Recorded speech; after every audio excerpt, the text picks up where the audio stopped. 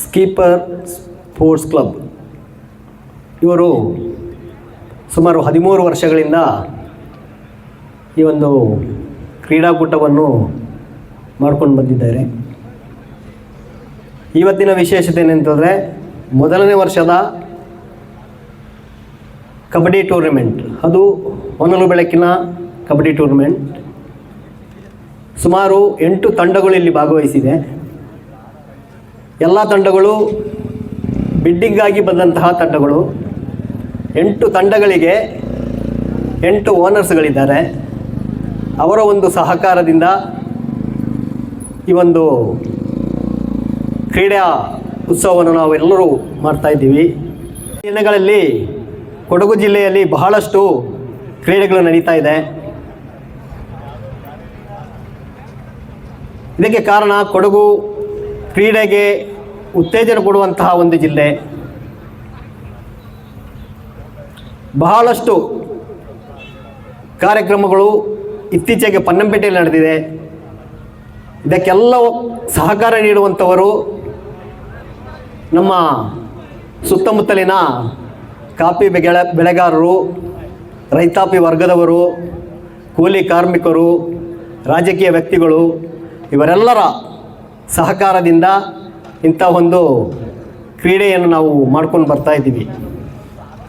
ಆತ್ಮೀಯರೇ, ಕ್ರೀಡೆಯಿಂದ ಆಗುವಂಥ ಪ್ರಯೋಜನಗಳು, ನಾವು ಈ ಕ್ಲಬ್ನಿಂದ ಪ್ರತಿ ವರ್ಷ ಕ್ರೀಡೆ ಮಾಡಿದಾಗ ಹಣ ಸಂಗ್ರಹ ಮಾಡ್ತೇವೆ.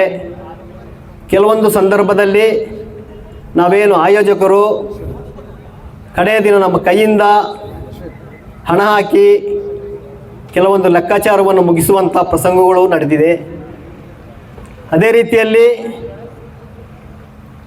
ಕೆಲವೊಂದು ಸನ್ನಿವೇಶದಲ್ಲಿ ನಮಗೆ ಹಣ ಉಳಿತಾಯ ಆಗುತ್ತೆ. ಈ ಹಣವನ್ನು ನಾವು ಸಮಾಜದಲ್ಲಿ ಶೋಷಿತರಾಗಿರುವಂಥವರಿಗೆ, ಕಷ್ಟದಲ್ಲಿರುವಂಥವರಿಗೆ, ಶಾಲೆಗಳಿಗೆ ಈ ಹಣವನ್ನು ವಿನಿಯೋಗಿಸಿಕೊಂಡು ಬರುತ್ತಿರುವಂಥದ್ದು ನಮ್ಮ ವಿಶೇಷತೆ. ನಮ್ಮ ಈ ಒಂದು ಟೀಮ್ನಲ್ಲಿ ಒಬ್ಬರು ಫುಟ್ಬಾಲ್ ಪ್ಲೇಯರ್ ಇದ್ದರು. ಅವರು ನಾವು ಪಲ್ಲ ಅಂತ ಕರಿತಿದ್ದು. ಅವರು ಟೂರ್ನಮೆಂಟಿಗೇನು ಪ್ರಾಕ್ಟೀಸಿಗೆ ಬರುವಾಗ ಒಂದು ಅಪಘಾತದಲ್ಲಿ ಈ ಕುಂದಾ ರಸ್ತೆಯಲ್ಲಿ ಮರಣ ಹೊಂದಿದರು. ಸಣ್ಣ 3 ವರ್ಷದ ಹೆಣ್ಣು ಮಗು. ಅವರ ಕುಟುಂಬ ಅವರನ್ನು ಅವಲಂಬಿಸಿತ್ತು. ನಾವು ಒಂದು ವರ್ಷ ಅವರ ಹೆಸರಿನಲ್ಲಿ ಇದೇ ಕೆಳಗಿನ ಗ್ರೌಂಡ್ನಲ್ಲಿ ಫುಟ್ಬಾಲ್ ಮ್ಯಾಚನ್ನು ಆಯೋಜಿಸಿದೆವು ಸುಮಾರು 3 ವರ್ಷದ ಹಿಂದೆ. ಉಳಿತಾಯ ಹಣವನ್ನು ಅವರ ಮಗುವಿಗೆ ನಾವು ಕೊಡಬೇಕು, ಫಿಕ್ಸೆಡ್ ಇಡಬೇಕು, ಒಂದು ಹೆಣ್ಣು ಮಗು ಹೇಳುವಂಥ ಒಂದು ದೂರದೃಷ್ಟಿಯನ್ನು ಇಟ್ಟುಕೊಂಡು ಆ ಟೂರ್ನಮೆಂಟ್ ನಡೆಸಿದ್ದು. ಖರ್ಚುಗಳು ಬಹಳ ಆಯಿತು. ಕೇವಲ ಒಂದು 23,000 ರೂಪಾಯಿಯನ್ನು ನಮ್ಮ ಈ ಒಂದು ಸಮಿತಿಗೆ ಉಳಿತಾಯ ಬಂತು. ಈ ಹಣವನ್ನು ತಗೊಂಡು ನಾವು ನಮ್ಮ ಎಲ್ಲ ಸಮಿತಿಯವರು ಈಗಿನ ನಮ್ಮ ಹೆಮ್ಮೆಯ ಶಾಸಕರಾದಂಥ ಎಸ್ ಬೊನ್ನಣ್ಣವರು, ಆಗ ಅವರು ಶಾಸಕರಾಗಿರಲಿಲ್ಲ,